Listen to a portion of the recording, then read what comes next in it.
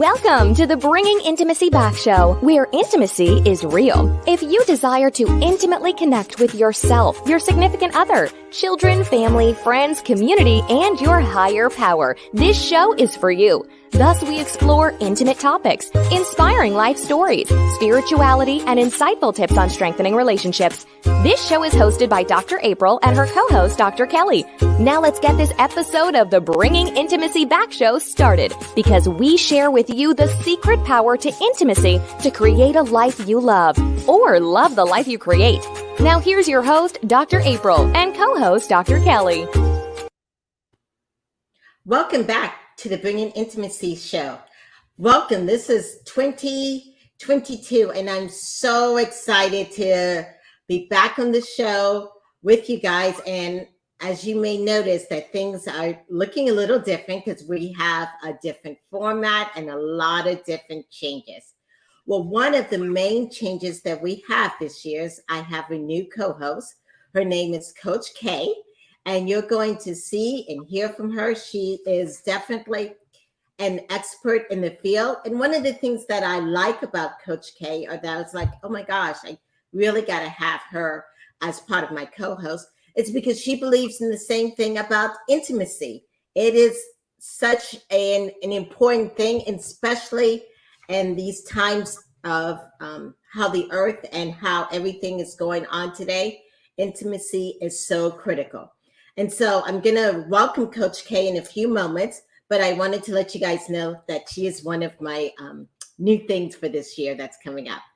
The other new thing that you notice is wow, well, I've never seen you live on, whether you're looking at LinkedIn or Twitter or Facebook. We have a new platform here on Bringing Intimacy Back. This is the first time that we're doing this, and we're using StreamYard.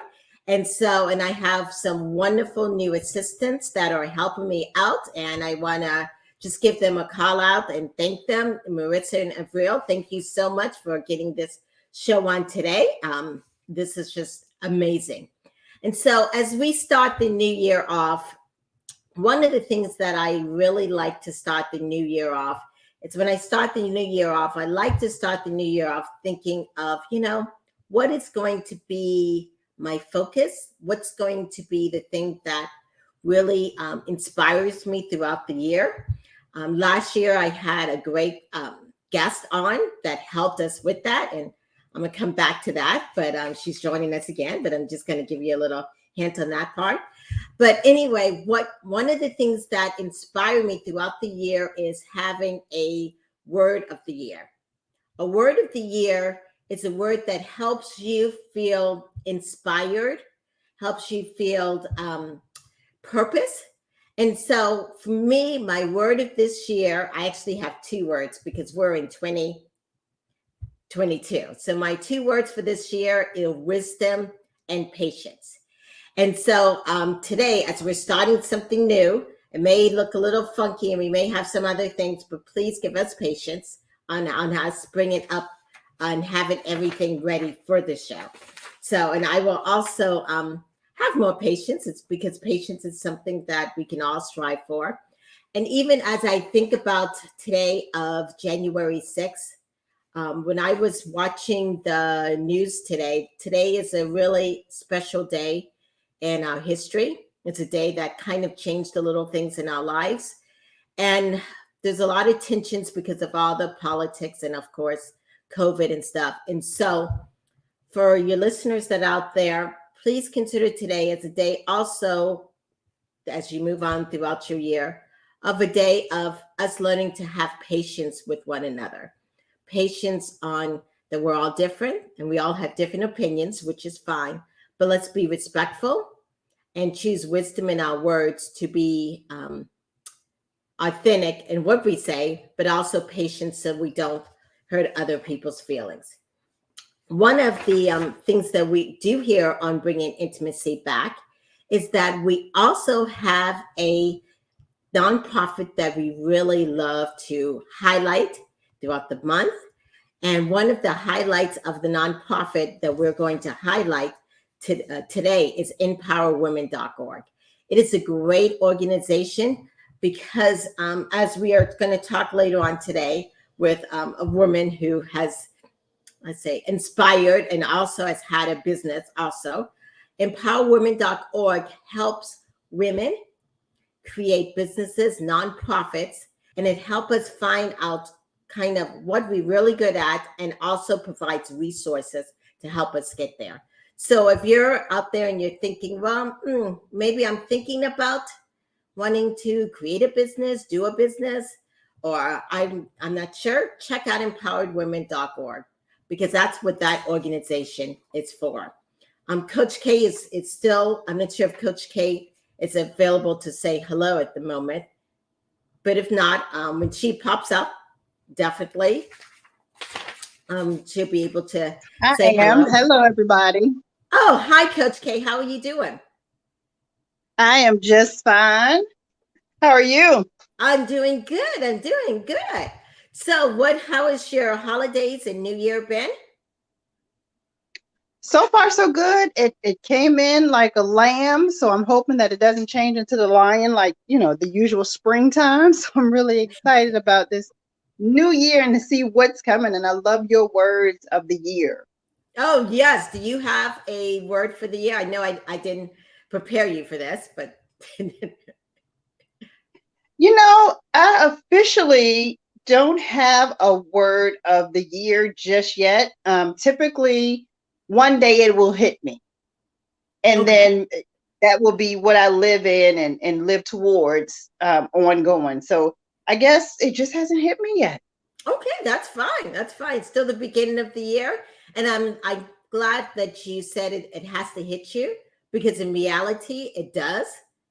I feel like it's sometimes that as you guys will hear me talk about, that inner spirit will talk to you and say, hey, this is something that you may need to focus on in that aspect. Have you previously had a word of the year? I have not, but I believe that, I guess officially I have not.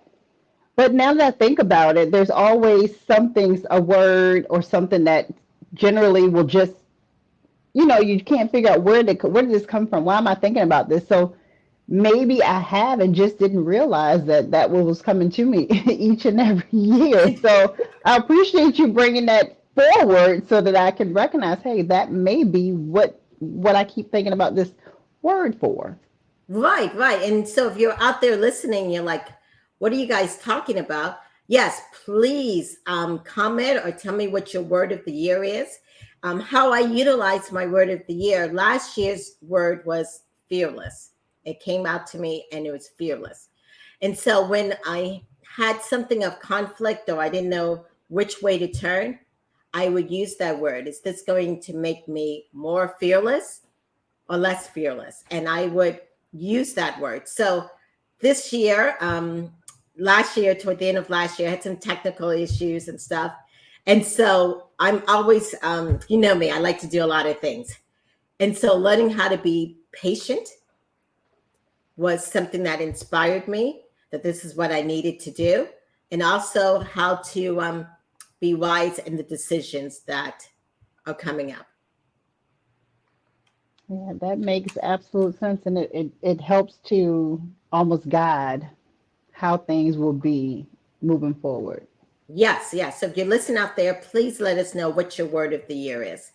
Coach K, can you tell us a little bit about where you're at and where do you practice and what you do? Absolutely. Well, my name is Kanya, but I do go by Coach K. So in addition to being a life coach, I am a certified sexologist as well as a certified doula. So everything about intimacy, I love. And I do have kind of two focal points. I work with women with understanding, acknowledging, and their values, self-worth, and setting personal boundaries. And I do this through self-love, accountability, and truly supporting you in owning your sexuality. Because for me, as women, when we own our sexuality, we truly show up differently in the world. But I also work with couples on their intimacy literacy, because a lot of times we're saying the same things, but we kind of miss the boat. So just being that coach is saying, hey, let's get that intimacy literacy together. So that is who I am, married mother of 5, and a dog. Very excited to be joining you in this new journey for bringing intimacy back. Yes, well, I'm so excited to have you on our show as the co-host, and I look forward to our journey together.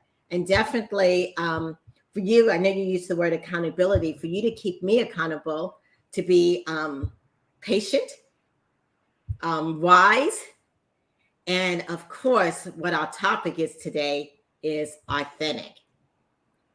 That's going to be really easy because I even when I was a guest last year, from the moment that we were able to speak, that's what I've seen of you. So pretty easy. Yes, it's okay. Thank you.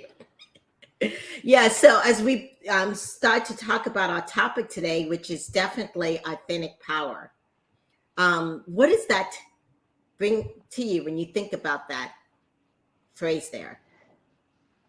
Honestly, I think about the just tapping fully into yourself, being able to recognize the power that you hold over pretty much anything in your path, anything within your being, um, and just the transparency of it. You know, not necessarily saying, "Well, I need this thing to do this thing," versus I can just do this. My authentic, my almost natural given power, I'm able to do X, Y, and Z. So I just think of that natural power that is within you to just move forward in life. Oh, wow. Yeah. And that natural power, last year, as I told you, my word was fearless. But one of the things that inspired that fearless was learning how to speak my voice. And we had a wonderful guest on last year. And she talked about learning how to speak authentically, know the power of your voice. And guess what? I'm bringing her back on the show. Awesome. Yes, yes, yes. So if you're out there listening and you really want to know, how can I hear my voice? How can I find my authentic power? How can I make differences and changes in my lifestyle, in my relationship? Stay tuned. We have an awesome guest coming up. We're going to take a short break and we'll be back in a moment.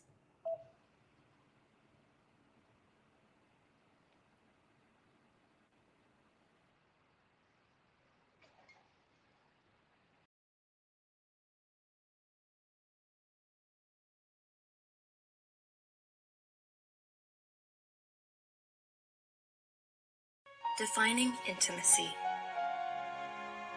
Intimacy is, into me you see, an intense connection, a mutual and respectful vulnerability to open and share oneself, a synchronized one-on-one connection between two people.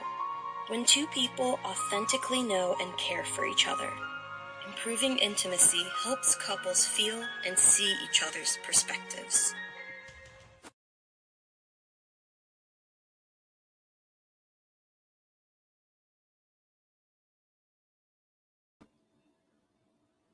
Welcome back to the Bringing Intimacy show, where intimacy is real. I'd like to welcome our guest for today, our returning guest, Ashley Bernardi. Welcome, Ashley. Oh, Dr. April and Coach K, thank you so much. It is such an honor and pleasure to be here. Yes, yes. Thank you again for returning to be our guest on the show here.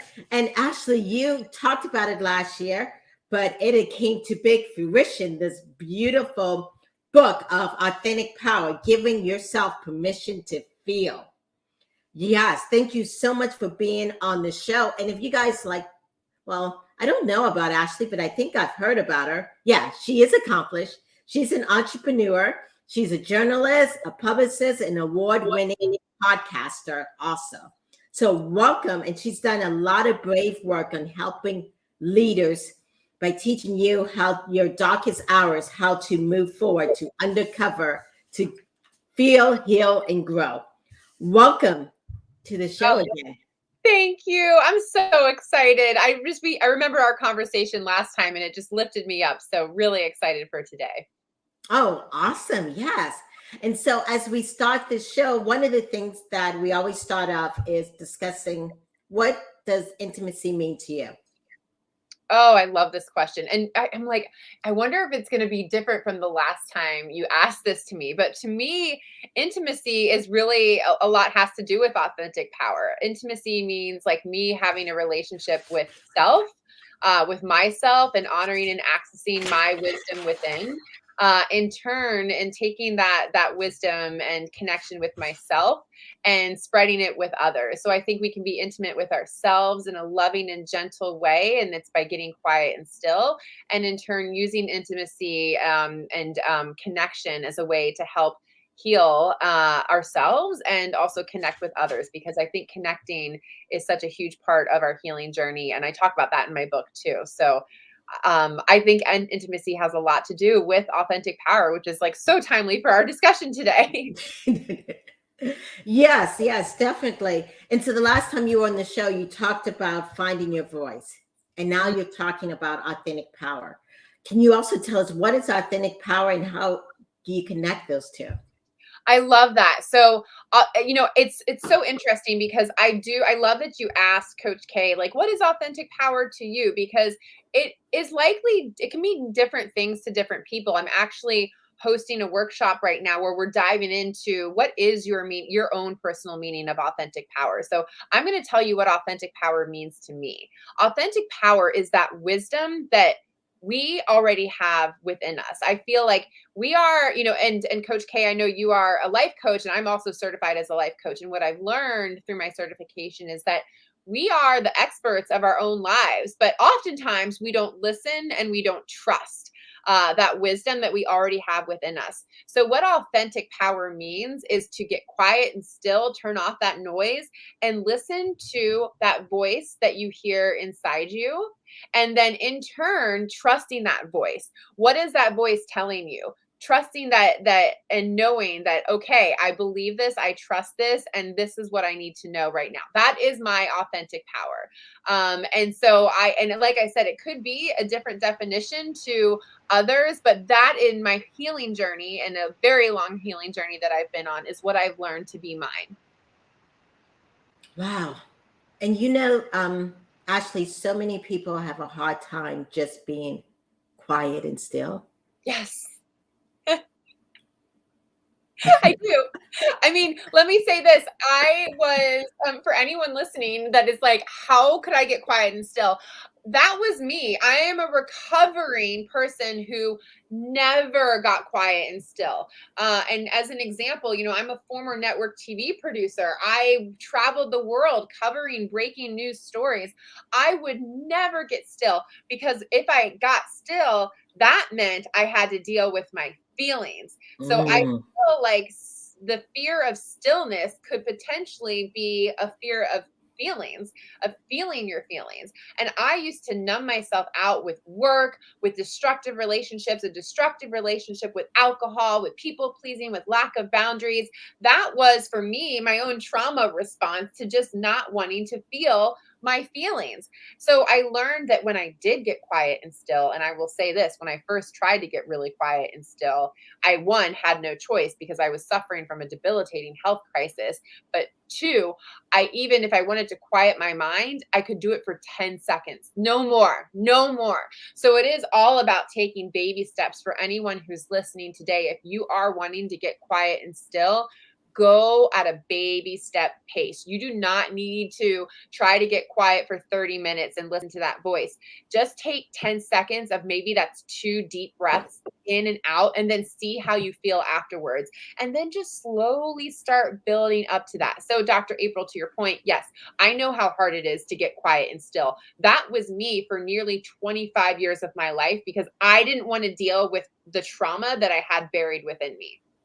Right. And if anyone's out there listening and they're like struggling with how to quiet your storm, if you have questions, please feel free to join our chat and to put it out there. Ashley, I know last time you talked a little bit about your trauma. Could you share with the audience, because they may not have known about some of the things that you've experienced, so they know that it's not just, that easy to get quiet after trauma. Yes. Yeah. So, and I will say this. I believe right now we are all going through a collective trauma that is the pandemic. We're Yes. all experiencing trauma. We all would be of service to ourselves to get quiet and still right now. So I wanted to start there. But for my personal trauma, I have to take you back to my childhood when I was 11 years old.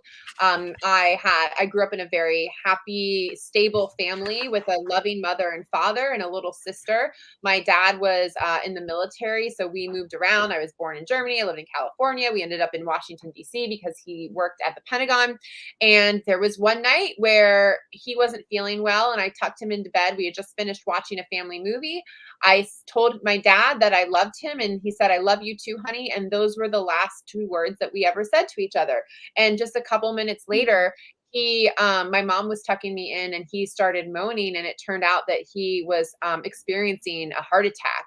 And so I was right there. My mom and sister were right there, and my 9-year-old sister at the time and my mom tag team CPR on him while I ran out as an 11-year-old to call 911. We didn't have cell phones back then. It was like I had to go downstairs to my dad's office, call 911, and then I ran out to get help for the neighbors. And then what happened next was and I think this happens with a lot of people who experience trauma, I blacked out. It was like my body the shock could do no more. So what I remember next is being in a beautiful room in a hospital, and it was like this really pretty pink room, and my sister was sitting next to me, and I was waiting for mom and dad, thinking, oh gosh, can't wait to see them and give them big hugs. And my mom came in and said, your dad gone to heaven. And that just, my world was crushed there. So, with the layer of having lost my father as a child, but also having to experience the loss, that he died in front of me was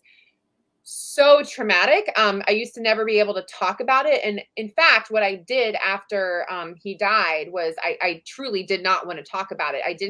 I had multiple grief counselors attempt to help me. I didn't want to talk. I rejected it. It was just the trauma was so painful that I just didn't even want to go there. And I remember even having friends in high school. I remember my first boyfriend. I never told him that my dad died. He would just come over and just not know what was going on with my family because I could not bring it to my mouth to verbalize that my father had passed away. And when you bury trauma, what I've learned that when I buried my own trauma, I learned later on in life that it comes out in other ways. So for me at the time, I didn't know this, but it was coming out in dishonesty and people pleasing, lack of boundaries. Like I said, I had a work addiction. I had destructive relationships. I had a destructive relationship with alcohol. And what I think is really interesting, and I think a lot of people can relate to this, is that on the outside, I looked like I was fine. I was an Oscar-worthy actress for putting on that strength.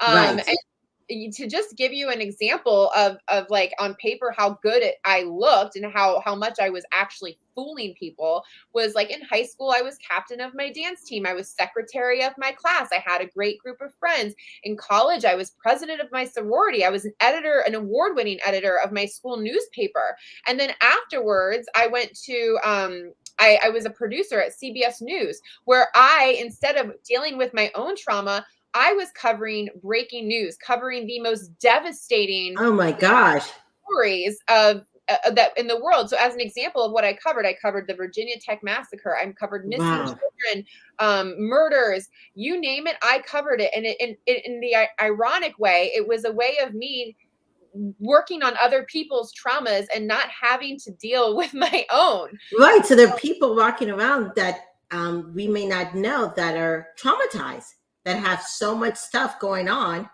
and they may look and smile, and you're a beautiful person, but they really have a lot of stuff going on. And I don't think people, one of the things, even in the sense of what happened last year on this day, people don't understand what's going on underneath this shelter of things that we put out there. Yep, exactly. People, we don't know. I put on this mask of strength for so long. And it wasn't until another trauma hit me over my head when I was in my early 30s. I was a mother to 2 young girls at the time, starting to run a business, happily married, and I started suffering from these insane health symptoms. It started with what felt like a stomach flu, and it was like the stomach flu that never went away, and it only got worse. So like I couldn't eat anything, everything was going right through me. I felt like I had the flu every day. I had fatigue, I had brain fog, and I was written off by doctors, just being told that, oh, you're just a mom of 2 kids under 3 or 2 or whatever they were at the time. You're just anxious, you're just depressed. So I was written off and written off and written off. Do you think those were like PTSD symptoms? Well, yes, I do. I mean, I think that I think it was trauma, like yes, for sure. I had the mystery illness, but I think it was exasperated by bearing my trauma. So then I got pregnant with my 3rd child, and those symptoms mysteriously went away. The physical symptoms went away, and I was like, oh, okay, I'm fine now, thinking everything was fine. All right, back to normal, Ashley, continuing to go about my life. And then when Scarlett, my 3rd baby, was born, it was like those symptoms came back times 100. I mean, I was vomiting in the hospital. I had a fever. My face went numb. My arms went numb. I was dizzy. I was sent home like that. I kept going back to the hospital because I was so sick. And it got to the point where I was bedridden and couldn't care for my children. And on top of that, I was diagnosed with postpartum depression. So I had postpartum depression and this mystery illness at the same time. And so it was finally like one more doctor. I had seen like 30 doctors at this time, diagnosed with fibromyalgia, chronic fatigue syndrome, stress, anxiety, postpartum depression. Nobody could figure out what was causing the physical symptoms. And finally, one doctor looked at me after me 45 minutes crying with like a book this thick of me trying to keep track of my medical history because I'm a journalist and that's what I do. She looked at me and she was like, you have Lyme disease. You're so far gone at this point. I had like encephalitis in my brain. I couldn't see. I lost my vision, like on and off all day long. And she's like, I'm going to treat you with antibiotics. And if that works, you're going to need a PICC line to your heart with IV antibiotics. And so from there, that's where I was like, okay, I'm getting some answers. But still, what I found was that the physical healing, there was so much more underneath. I'll never forget that one day when I had surrendered myself to God. It got really spiritual for me. I had just gotten back from the hospital because I had another crazy dizzy spell and lost control of my bowels. I tried to stand up. I collapsed on my floor and I was just like, all right, God, take me now. This is way too hard. I surrender, or don't take me, but everything is now in your control. And from that moment, when I got quiet and still, and I gave myself permission to actually feel the feelings, all these other crazy feelings from my past started bubbling up. And I was like starting to feel feelings from my dad's death, from the trauma. And I allowed myself to feel it the first time in like 25 years. Yeah, actually, because your book is specifically about that, giving yourself permission to feel. Yes. What does that mean of giving yourself permission? Oh, I love that. There. So, right. Remember when I told you I was that Oscar-worthy actress? I would say no to feelings. I would numb out my feelings with alcohol or with whatever else. So to give yourself permission to feel is to actually acknowledge and have the awareness and surrender to the feelings that are there. And sometimes, you can experience them as if they're just passing clouds. That's fine. But I also now what I believe is that feelings are meant to be processed and acknowledged, and we're meant to learn from them. And through my healing journey, I taught myself something which I now call the feel framework. And it's something that has worked for me because I find that if you want to access your own authentic power, which again is like getting quiet still within and listening, because I know somebody asked the question, is being still is also authentic? Yes, you can be still. It can lead to being authentic, but you then need to listen to what that inner calling, that inner knowing, that inner voice is telling you. So I learned to teach myself this through the feel framework. So first you focus on that emotion. What is that emotion that you're feeling? So for me, in those dark days of Lyme disease, I was feeling the emotion of grief, of loss, of trauma, but the feelings of losing my dad came bubbling up all over again. And instead of like numbing it out or pushing it back down, I was like, all right, let's go. I'm going to go into it. So that's the next that's the next part of the feel framework is enter. And this is the part that's the hardest for people to do. People do not want to feel that anger or feel that grief or feel that trauma. Our society, we're taught to just put on that mask of strength and just keep going about our day. Happy lives. I'm a mom of 3 kids. Everything is great with me. When really I'm sad. I'm missing people. I'm grieving. And so enter within that emotion. Next is experience that emotion. So that can look different for anyone. So for me, what it means to experience emotions, it could mean sitting still and meditating. It could be crying. It could be journaling. It could be breathing through that emotion, but just allowing that emotion to almost like seep into you and feel it. And then ask yourself, what is this emotion here to teach me? So that's the last part of the feel framework, which is listen, learn, and love that emotion back.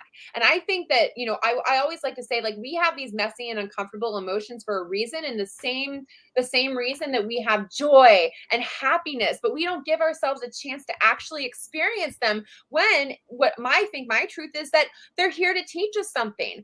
And so for me, in all this processing that I've done with my father's death and grief, I have such a beautiful relationship with him now, even in death, because what I've learned that grief has taught me, what I've learned from grief, is that I had such an incredible dad. And like so many people are not blessed with having someone a fatherly figure who had that type of love. And even though it was only 11 years, it was a beautiful 11 years. And now I hold on to that memory and I talk about my dad, and I'm so I do truly feel now healed from the trauma, because I've allowed myself to move through it and process it. And I'm talking to you about it. 6 years ago, I would never be able to talk to anyone about it. And I think the last thing I'll say, and I know I've said a lot, one of the most beautiful things that I've done to just acknowledge my trauma, even this year, I used to never go visit my father's gravesite. It was way too hard for me. And this year, for the first time ever, by myself, I ran the Army 10-miler in Washington, D.C. in honor of my dad. And then I went to visit his gravesite by myself, 27 years later, first time ever by myself. And it was so beautiful and healing. And I had a conversation with him. I laughed. I cried. I allowed myself to feel. And I'm here today to talk to you about it, which is like such a miracle in and of itself. So anyways, I'll stop myself there. Ashley, you had so much to say, which is so wonderful in the sense of talking about giving yourself permission to feel. I'd like to welcome Coach K back. And then we had some technical things. Yes. But Coach K, I was wondering, because I've seen it, have you had clients who have said, you know, I don't feel? The numb clients. I was that numb person in life at some point. So yes, that is, I think it's way more common than what we would like to even recognize, because there are not a lot of people who are in that numb state that know that they're numb. Yes. Yeah. And I think part of, and I'm thinking, I don't know if it comes into your part of focus or enter, but I think it's fear. I don't know where that comes in, Ashley or Coach K. Where do you guys think that comes in? And if you guys have any comments or questions added to this topic about feeling your emotions, because that's the only way you can heal. But some of it comes in that fear. I'm not sure where that falls in the stages. I was so scared to feel my emotions, and the fear comes in when I think on the E part of feel, with the first E, which is enter. No one wants to give themselves permission to feel that anger, that shame, that grief, that sadness. It's so much easier to numb yourself out. I was numb. I was completely numb. I would, or numb or ignore. Or just push back down. And I do think that the fear is a driving factor to push that away and not give yourself permission to feel. I also feel like we are socially conditioned in our society to act like everything is okay and just like, oh yeah, go about our day, when you're really feeling sadness and grief and fear.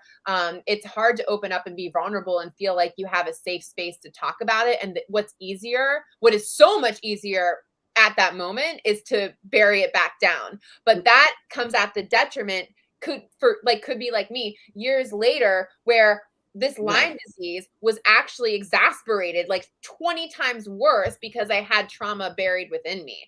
I mean, and I would also say, thinking about this, is also anger, because many people just express a lot of anger, and that's a reflection of anniversary of last year. And they think that is that's the feeling. But I always say to clients, there is something underneath that anger. Mm-hmm. Yeah. Coach K, I don't know if you've seen that or.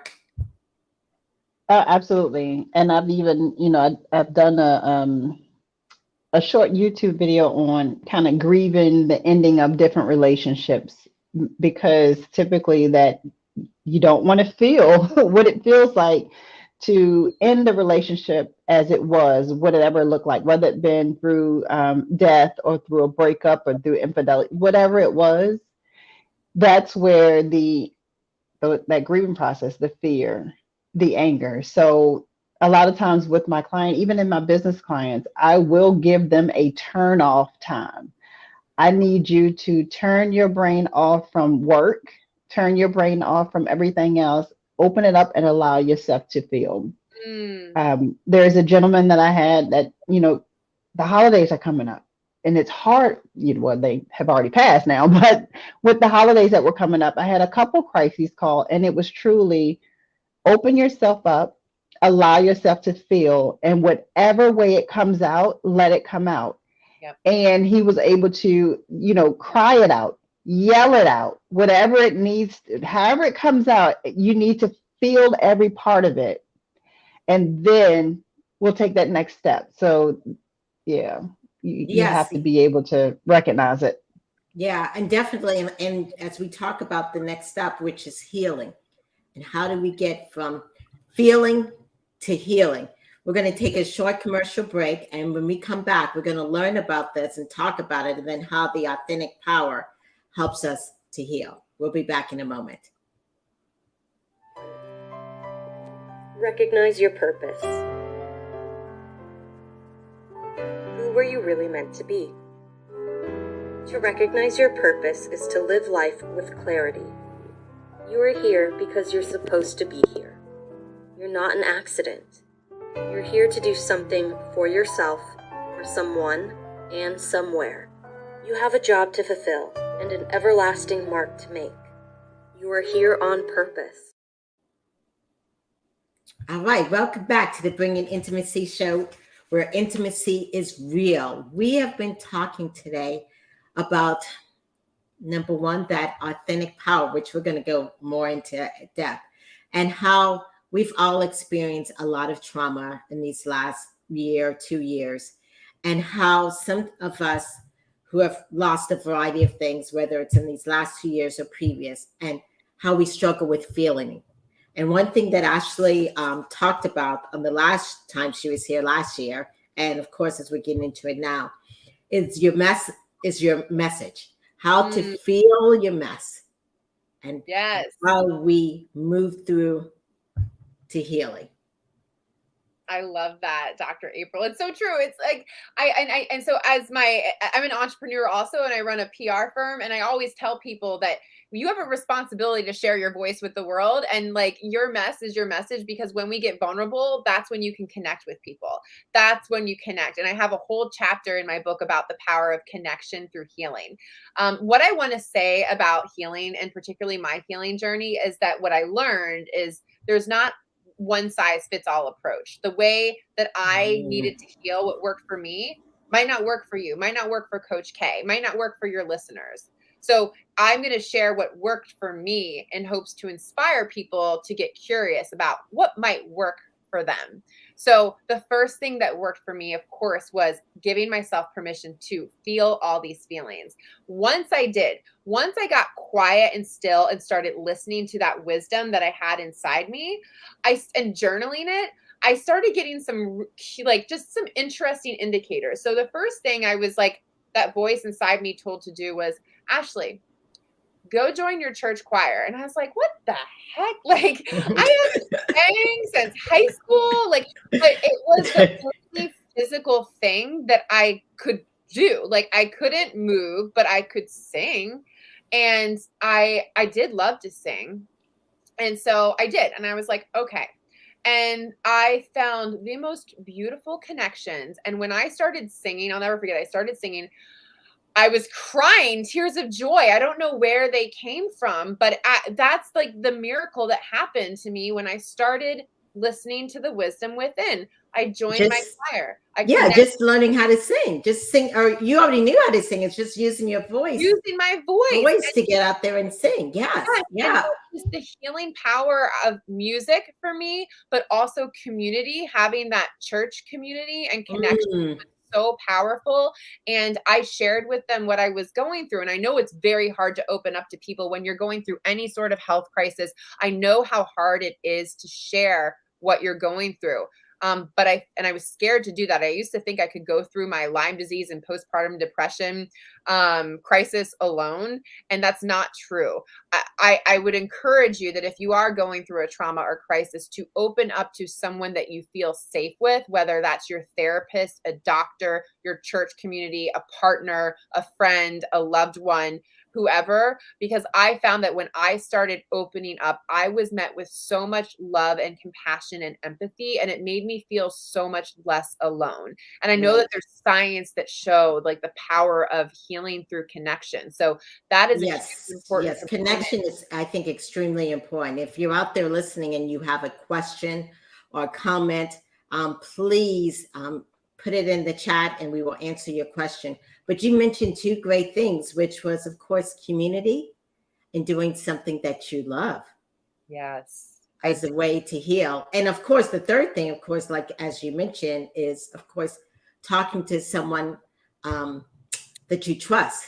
Yep. Maybe a therapist and stuff, to learn how to work through this healing process. Yeah. And I would say, even if you're scared to do that, the first thing you might get curious about, like, you know, do I not trust anyone? Do I not trust myself? And so I didn't trust myself. And I didn't trust anyone, I don't think, at the time. What I found to help me get over that was to journal. I started writing so much because, again, I was so sick. I couldn't do it. I could physically do nothing. So right. I'm curious also with journaling, and Coach K, I have a question for you that many times clients say, I don't know how to journal. How should I do it? You know, do I get this book here? Or I bought 10 books. Do I start a line here? What do I put in my journal? Do I keep it? Do I not keep it? What do you say? I'm curious what Coach K has to say. So whenever I talk about the journaling piece for any of my clients, I tell them that this is your book. These are your pages. If it is a bullet point, if something comes to mind, jot it down. If it's a picture, draw it. So I leave that space to the client, because eventually they'll find their groove. Because I don't want them to feel like it has to look a certain way, because then I've added a new pressure onto whatever is already going on. And so I like to leave that open space, which is going into that authentic power of themselves. What is it that helps you to bring this out? Is it just you scribbling on the page for that day? Awesome, because one day you'll look back at that page, just date it, and you'll be able to recognize, oh my gracious, I remember what I was feeling or what I was going through that day. And maybe then you can put it into words a little bit later. So I like to just kind of leave that artistic piece, because creativity, just like you were talking about music, that artistic and creativity piece in journaling is helpful, and to remind them that it doesn't have to look like your neighbor's journaling. Yes, definitely. And I've also suggested to some people, if they put something in their journal that they don't want anyone else to find, it's okay to throw it away. I don't know if you've ever thrown anything out of you guys' journal, but I have. I burn it. I keep all my journals because I go back and I'm like, wow, look how far I've come. But to Coach K's point too, like for me, journaling was like hard to start. I get it. Like I started from scratch in the same way I started getting still from scratch. So I would just write whatever, like sometimes it was a question prompt, like, how is my heart feeling today? and I'd be like, oh, I'm in so much pain and all this trauma is coming up. But I found that writing it out and just getting honest in my truth on paper was healing in and of itself. And so now it's become such a habit and practice for me that I write daily in my journal. I've got stacks of journals. I got journals here. I got journals upstairs. I got them everywhere because I know how incredibly healing it can be just to even take a moment in the middle of the day and write what's on your heart. Like just starting there. What's on my heart in this moment, and start there. Yes. Yeah. And people don't understand the power of words, of just letting it out. Yeah. Just get started. That's the important piece. Yes. Yes.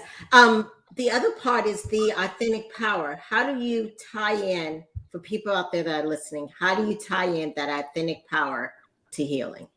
Oh, I love this. So using that example of like, I joined that choir, right? So authentic power to me is getting quiet and still and listening to within, to that inner voice, because we really are the experts of our own lives. I didn't know it at the time, but I already had all the answers. I knew what it took to heal and what it would take for my body to heal. Like joining a choir might not work for you. Walking in nature might not be the thing. Journaling might not be the thing. But I got quiet and still, and I said, what does my heart need today? Truly. And what I felt called, what I heard back was, Ashley, start writing. That's how my book Authentic Power was born. It was because I was sitting in a deep meditation, and the wisdom that I heard within was write a book. And I was like, okay, so authentic power is listening to that wisdom within you, but also then trusting that wisdom. Now, it doesn't mean you need to go out and write a book or like, buy a car or buy a house. It means like, okay, I'm going to get curious about what this voice is telling me. Like for me, it was like music, singing. All right, I'm going to join a choir. Right. That doesn't mean write a book to people. It could mean just write in a journal. For me, that's how I started. By the time I felt called to write a book, I had probably 5 journals filled of journaling pages, which are kind of compiled into this book too. Authentic power is getting quiet, getting still, listening to that wisdom within you, because you are the expert of your own life. You already have the answers. Exactly. It is accessing the answers that you already have within you and then trusting those answers too. Yes. It's that inner spirit, and that inner spirit wants the best for you. Yes. Just tell people it wants the best for you. So some people say, I don't know how to distinguish between if it's me talking, or if it's my inner spirit. But your inner spirit is not going to put you down. No. And why does it wants the best for you. Yeah. Yes. And it's for your highest good. Like, I mean, I'm working really hard on listening to my inner spirit. Like this year, it's like, Ashley, you are now giving up all alcohol. And I'm like, okay, so we're giving up alcohol. Like, that's fine. And I'm doing it because I trust that it's for my highest good. And it really is at that inner spirit, and your authentic power is how you access it, and how you access it by getting quiet, still, turning off the noise, listening to within, right? And then again, trusting that wisdom that you're hearing. Right. And even as I started earlier in the show about the word of the year, that word of the year for me, wisdom and patience, came from my inner spirit. Telling me, hey, April, you need to learn how to be patient, and Coach K, I don't know if you have any words on that inner spirit or that authentic power that's within you. That is something that I experienced after I had my second child. Some of you know kind of my backstory. I went from 17 to mother of 2 within a 1.5 year span. So I didn't get to experience adulthood or womanhood. I was just mom, and I had 2 little girls under the age of 2, and I was cycling in my mother's footsteps. And so there was one day I put the girls down to bed, and I popped in a Mary J. Blige. It was a cassette tape, so I'm gonna age myself a little bit. I remember those days. Yes. And I laid in the living room floor of my Section 8 apartment, and I just let everything out. I just cried. I didn't even make noise, but everything of hatred that I had for myself, everything that I doubted in me, I cried it out. I needed it out in order for me. And that day, I vividly remember it was ugly blue carpet. But that day that I was able to tap into myself, the power of myself that I had been ignoring, that got me into the predicament that I was in. Once I was able to do that and get all of that out, I've walked in my purpose from that day forward. And with my 5 children, first 3 girls, the last 2 are boys, I saw that number 3. I call them my numbers because the names are too hard. So with number 3, I saw her building that lack of confidence and self-love within. And at about the age of 12 or 13, I had her to listen to, it's a CD by Lauryn Hill. It's called The Miseducation of Lauryn Hill, track 14. And I told her, I said, I want you to just sit and I want you to listen to that. And there's a line in there where she says, so many times we are searching outside of ourselves, not knowing that his grace is within thee. So to make sure that you remember to look inside of yourself for those answers that you've been searching outside, because when you try to live for that outside, you will always end up just running in circles, frustrated, because it's right here, it's inside of you. So those are and Mary J. Blige, of course, is those are the things that shaped me and got me to the place that I am to this day. Wow. Yes. Yes. Thank you so much for sharing. And I love Mary J. Blige, and I remember that. Yeah, definitely. Well, Ashley, it's been a pleasure having you on the show. And if people are wondering, how do we get your book, get to know more about Ashley, please let us know. How do we connect with you? Oh, thank you so much. So you can just visit my website. It's Ashley, ASHLEY, Bernardi, BERNARDI.com. You can get all the information about my book, Authentic Power, there and learn a little bit more about me. Oh, awesome. Thank you so much. And so coming up for our next couple of shows, we have next week is Jen Fletcher for sexual dysfunction and intimacy. Then we have Nova, who's a great person. And she does a lot of empowering, and she's going to talk about the relationships between creativity, intimacy, and sex. And then we have Pita, who's on how to attract your soulmate clients. Wow. Coach K, we just had that wonderful talk about that intimacy of that authentic power. Yes, this is, and even to this day, moving forward, from that time that I just shared, keeping that in the forefront of my mind and just always listening to myself has kept me sane, sort of say. I know that there's some times where your mouth wants to say yes, but my no is on autopilot because I've listened to me and I tap into that authentic power. So I love this discussion that we had today so much. Yes, and I honestly feel, even in the sense of searching for co-hosts, and I think that Dr. Kelly actually made a comment just on this show here, and me finding her was through my authentic power, through that. And the same thing with you, Coach K. In fact, Dr. K and I talked, what about Coach K? I was like, oh, she has a show. She has a show herself. And then when it turns out that you said, hey, I want to be on your show. And I was like, oh, I thought you had a show. It's that authentic. It's learning how to hear your inner voice. Oh, absolutely. Yes. And I believe the day that you said that out is the day that I felt it and heard it. And I saw it because I'm not on LinkedIn often. And so it all comes together. Right, definitely. And I know both of us have retreats, and in our retreats, we help people learn how, or even couples learn how to silence it down, to be able to hear that inner voice and how that connection. Yes. Can you just give us a little information about your upcoming retreat? Absolutely. So the second annual Fools in Love Couples Retreat is coming up March 31st through April the 3rd. I have 3 spots open. We're only taking 5 couples this year because we want to make sure that we are attentive to all. It's held every year in Williamsburg, Virginia. The package is totally all inclusive.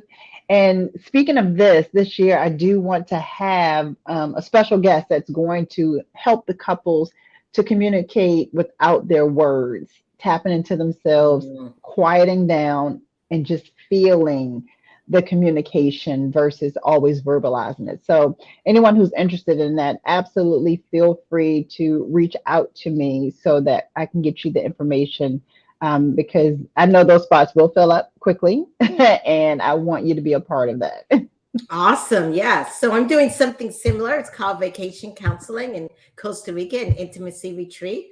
And we're also having a spiritual aspect to it, which is fire, wind, and earth, and helping couples learn how to be more intimate. And like you, we're only taking a small amount. We only have 2 more spots left. And our retreat is February 25th through March 3rd. So if you're interested, please check us out. Coach K, this has been a wonderful time with you, and I look forward to this journey of the show with you. And thank you so much for agreeing to co-host. Thank Ashley for being on the show. And this has been the Bringing Intimacy Back show, where intimacy is real. We will see you guys next week live at 3 o'clock on Thursday. Thank you.